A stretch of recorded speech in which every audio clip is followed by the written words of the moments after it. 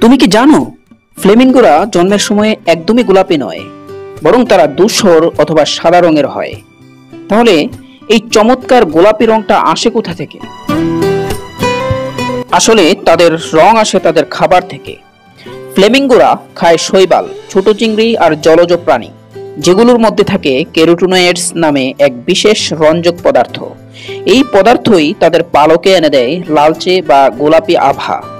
যদি তারা এই খাবার না পায়, তবে সময়ের সাথে সাথে তাদের পালক ফ্যাকাশে হয়ে যাবে।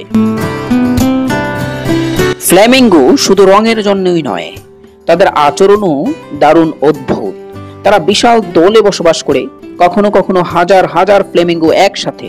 আর মজার ব্যাপার হলো, তারা নিজেদের ডান্স মুভের মাধ্যমে যোগাযোগ করে। এমনকি ফ্লেমিঙ্গো বাবা মা দুজনেই বাচ্চাকে খাওয়ায়। তারা তাদের গলার ভেতর থেকে এক ধরনের দুধের মতো তরল তৈরি করে, যেটাকে বলে ক্রপ মিল্ক। আর এই দুধেই থাকে ক্যারোটিনয়েডস, যা বাচ্চার রঙও অনেক সময় সময়ের সাথে বদলে দেয়। ফ্লেমিঙ্গো শুধু সুন্দর নয়, তারা প্রকৃতির এক রঙিন রহস্য। তাদের রং, তাদের নাচ, তাদের সমাজ, সবকিছুতেই লুকিয়ে আছে এক অপার বিস্ময়।